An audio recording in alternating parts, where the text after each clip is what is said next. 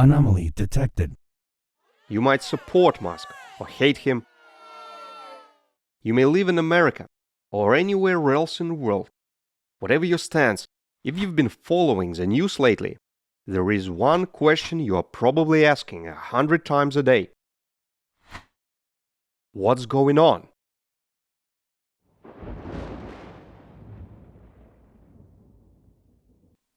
Because really, nothing makes any sense. Here are the top 3 news from just the last months. Seemingly irrational tariffs are destroying jobs and pushing up inflation. DOGE is terminating what was once considered the safest job, government employment. And the US is abandoning some of its closest allies. Listen to what Canada's new Prime Minister recently said about America. The Americans want our resources, our water, our land, our country. Think about it. If they succeeded, they would destroy our way of life. Tariffs, DOGE, abandoned allies. None of this makes any sense. So what does it all mean? What's really going on? Everyone is asking, and no one seems to have the answer. No one, except one person. So, Elon, what's happening?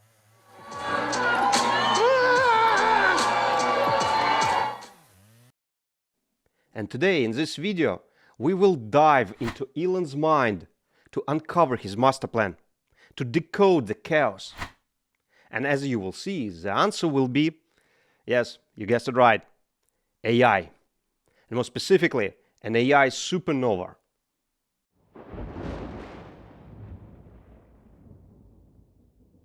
We will see that we are currently in the midst of AI supernova explosion. And once we realize that, the chaos around us will begin to reveal its hidden structure. And we will see how the headlines and the news begin to make sense. A quick note about me. I'm a scripter, an AI researcher and group behavioral economist.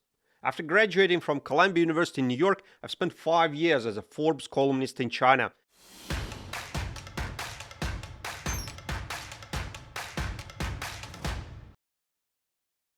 After the Soviet Union collapsed, the United States emerged as a single large star in the global sky.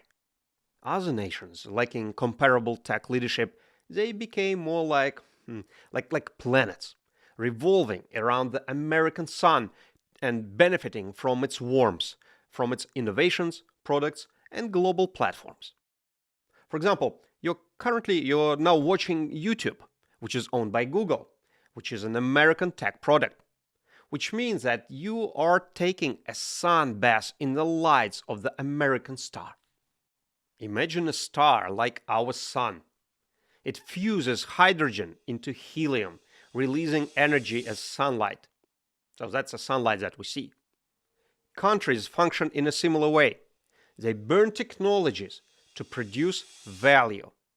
And their size and power stem from how well they harness innovation, how they use technologies. And this technological prowess is hydrogen fueling the economic light. We will use wood logs as an equivalent of the hydrogen, the fuel, or the technologies. And what is left after these technologies are spent, after they burned, is ash. Over time, even the mightiest stars can weaken as their fuel burns away. Historically, France, Britain, and Germany, they held center stage in science and technology. They were once like the brightest stars on our sky. Yet each eventually lost momentum. They all became so-called white dwarfs. It's like a dead star doing nothing but radiating some residual heat. So becoming a white dwarf, that dead shell, it seemed like an inevitable fate for all countries that used to be the technological stars. Remarkably, the US seemed to dodge that fate for decades. Well, until this happened. China joined WTO, the World Trade Organization, in 2001. Initially, the US and its allies viewed China as a convenient hub for cheap manufacturing. Indeed, China was just another factory. But China had its own plan. They produced goods so cheaply that they dominated global production. And the West happily welcomed these low-cost products. It felt like free wealth, free money. But there was a catch. Each time a Western factory was moved to China, technologies and know-how was moved too. This whole thing wasn't about the money. It was about technologies.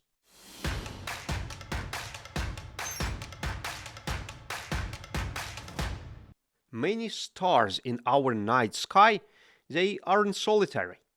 They are actually binary systems. It's two stars orbiting each other. And when one of them grows old and bloated, some of its fuel, of its precious hydrogen, gets into gravitational pull of its younger, denser partner. This process is called mass accretion. The older star becomes the donor, while the smaller, the more compact predator star greedily siphons off its fuel.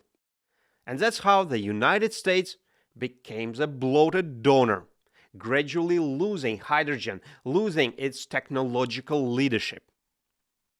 In exchange for very cheap goods, so cheap that sometimes they just felt free.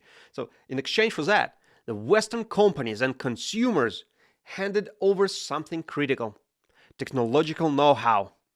And over time, factory processes, patents, and R&D, they all kind of seeped into Chinese industrial base, into China's gravitational pull.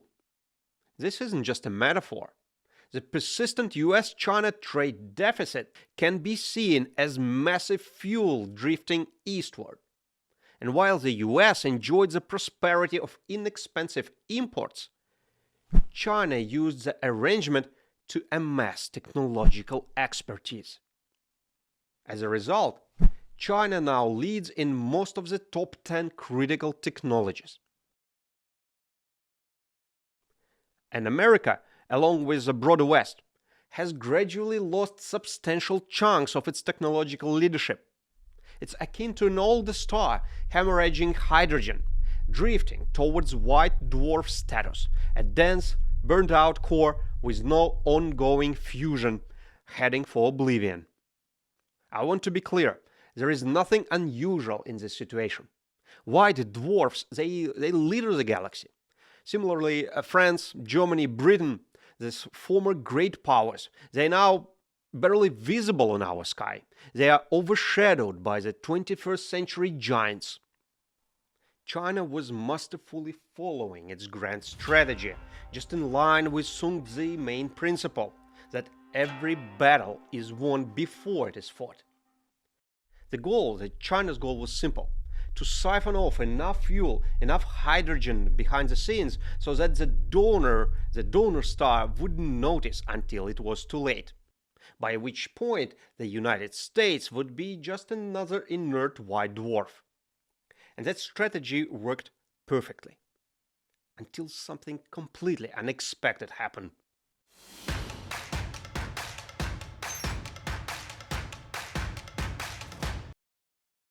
Sometimes, very rarely, the donor star doesn't fade quietly into a white dwarf.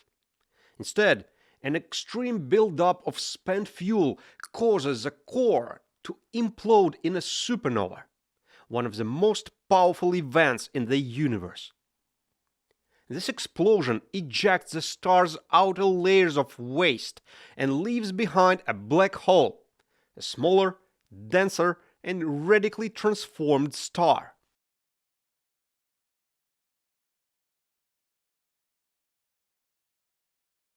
When a star implodes into a black hole, the rules change. It's like a phase shift. It's like when ice melts into water, and the rules that apply to ice no longer apply to water. And instead of skating, you need to know how to swim. So the rules change. And when AI appeared, It has changed the three fundamental rules that our pre-AI world was built on. The rule number one was territories. In a pre-AI world, controlling land was extremely important. It gave you control over resources, population, and trade routes. But now the AI models can be created and deployed almost instantaneously pretty much anywhere in the world. And that dramatically reduces the importance of traditional geography. AI lives in data centers scattered around the world, across continents, connected at light speed. Territories do not matter. This shift might explain why the US appears to be abandoning old alliances like Europe, Canada, Ukraine, and Australia. We cannot count on the Americans supporting us in the way we have before. It'd just be naive to do that. I mean, look at what they've been doing with the Europeans. Why do we think we are more beloved or more important to the Americans than the Europeans are? I mean, people have said to me, oh, the Americans have got, military personnel based here. They've got tens of thousands of military people in bases in Europe, and yet they've basically walked away from the Europeans. The new American leadership could see less strategic value, strategic benefit in territory-based alliances. Now that virtual power is what truly matters. And the second pillar, the second rule, is government bureaucracy. Traditional governments are basically enormous hierarchies employing millions. AI can already perform many bureaucratic tasks exponentially faster. Imagine a fully integrated system that processes regulations, benefits, and taxes with minimal human input. It's vertical pyramids basically collapsing now into sleek horizontal apps, just like an app on a phone. We had a video about it right here. And DOGE, the wave of mass government employee terminations, could be the supernova expelling unneeded layers. Just as a star casts off outer shells, the system is shedding decades of built-up administrative waste. In other words, government apparatus does not matter. Alright, let's quickly recap what we have just covered. Starting in the early 2000s, the United States began selling off its technologies to China. And over roughly a quarter of a century, nearly every important piece of tech was transferred. In other words, most of its fuel was spent, leaving the country teetering on the brink of becoming a white dwarf, an inert star with almost no energy left. Then came Elon. Whether he drew on a binary supernova analogy, or just used his horse sense, he didn't wait around. He realized that with AI, you could turn the bloated government apparatus, the so-called deep state, into something more like a phone app, slim and efficient. Traditional government hierarchies, they are spent fuel. They just waste. The same goes for alliances and coalitions. In an AI-driven world, territories matter a whole lot less. So old-school alliances start looking, obsolete. And that's why Elon pressed the button, setting off the supernova we are witnessing right now. We are living in the first flashes of that explosion, which from the inside looks like... Yes, that's right. Chaos. So the apparent chaos, the abrupt alliance changes, then the government purges and seemingly unreasonable tariffs, it all starts to make sense if we see the US as a star on the brink of an AI supernova. And instead of succumbing to China's gravitational pull, it is violently reconfiguring its core and shedding outdated structures, these out layers of spent fuel, the out layers of waste. And if our little supernova analogy holds true, once the dust settles, we will be left with a compact and powerful black hole. AI black hole. Anomaly detected.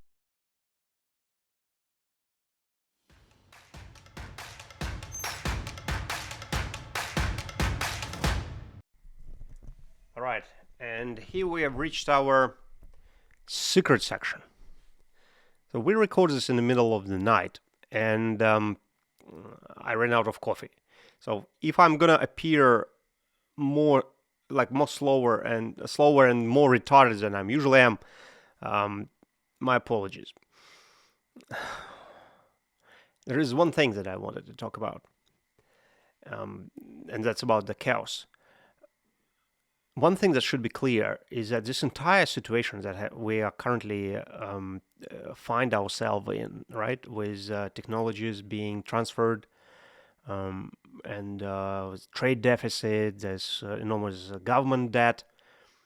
This entire thing was very obvious a long time ago, and there were many loud voices warning us about what is happening and how it's going to end up.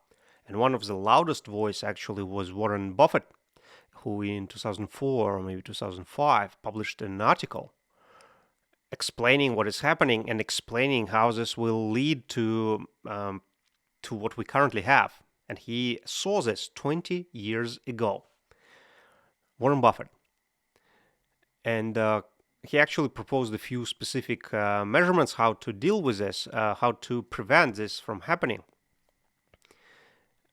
But a couple of years later, he had an interview, just an obscure interview, in which he actually said that nobody wanted to listen to him. He could not sell his idea how to defend the Western civilization. Well, the West, the US in that case. He was specifically talking about the US.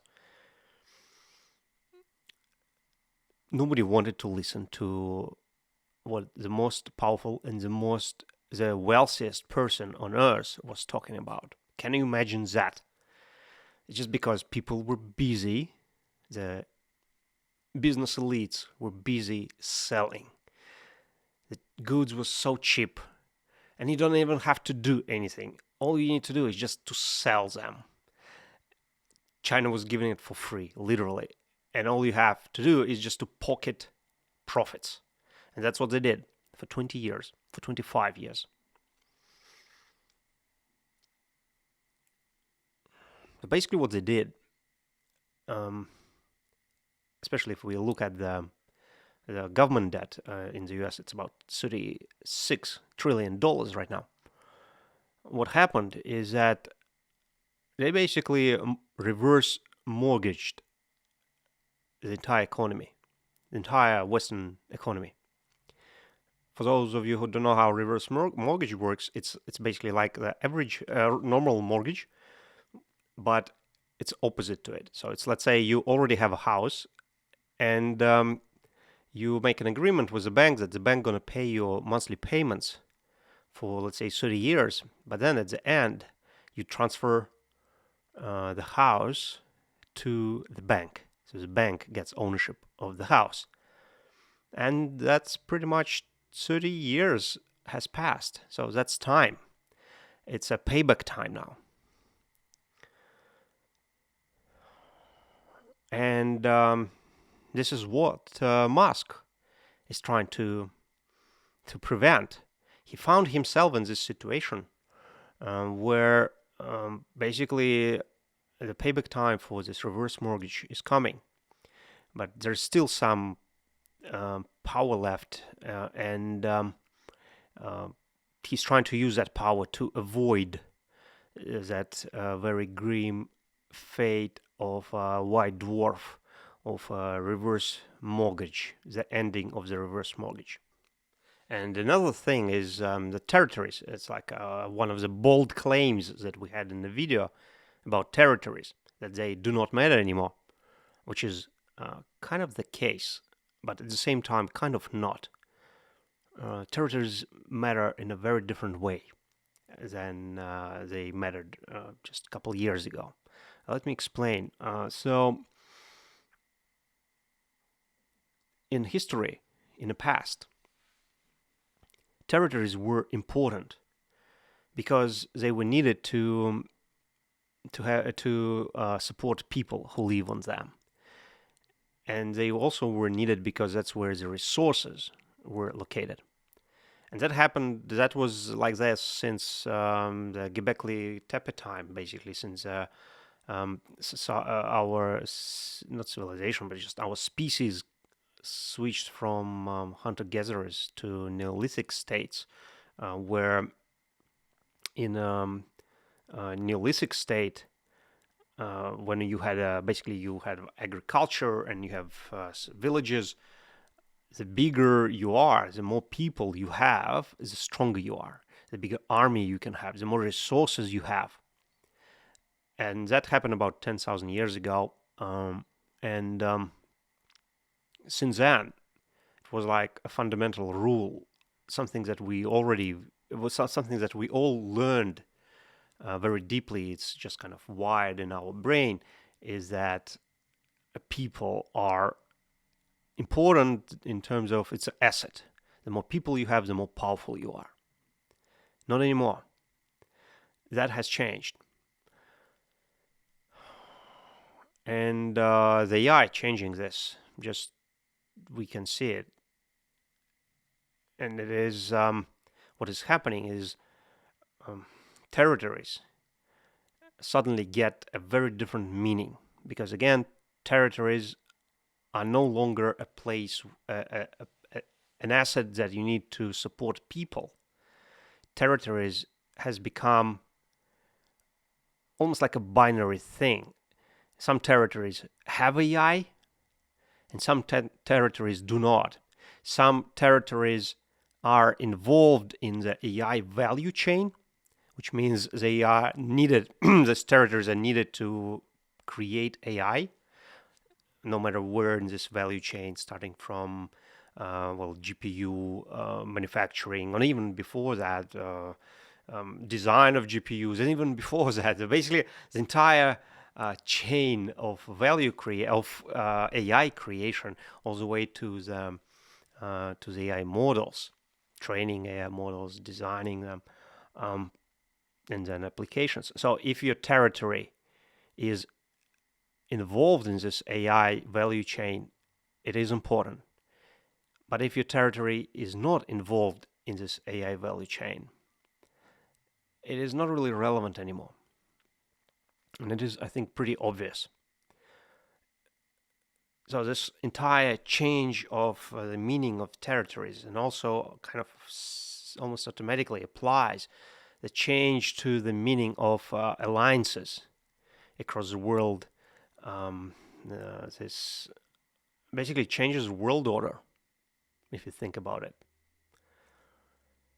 And that's, I believe, a substantial component in the logic of the new administration in the U.S. Why they basically took a 180-degree turn on their allies, like European Union. You've seen what Canada says now, right? Australia as well, to some extent. So it's kind of a massive change, and it is because of AI. But there is also another aspect in this,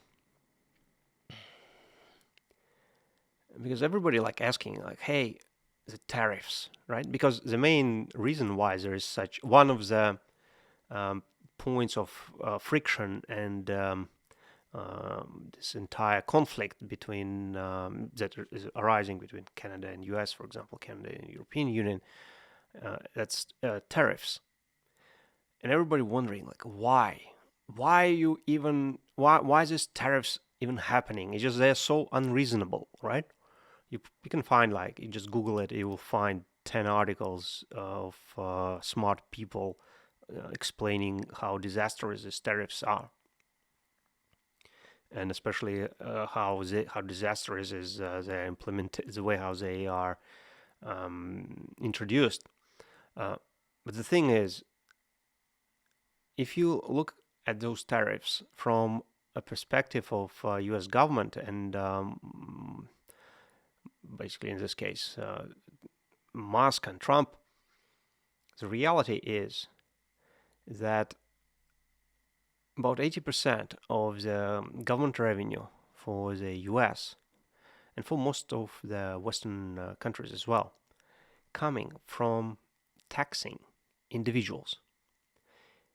Those same individuals who are being replaced by the AI already being replaced. I don't know if you've seen what is happening with white collars. By the way, we had a video about white collars here. And you just look what is happening. Look at the news, and it's already unfolding. You can see it everywhere happening. And well, the government, the governments, not just one government, but the governments, they are looking forward, they're forward-looking, and they see that 80% of their revenue is under threat. And what are the options they have?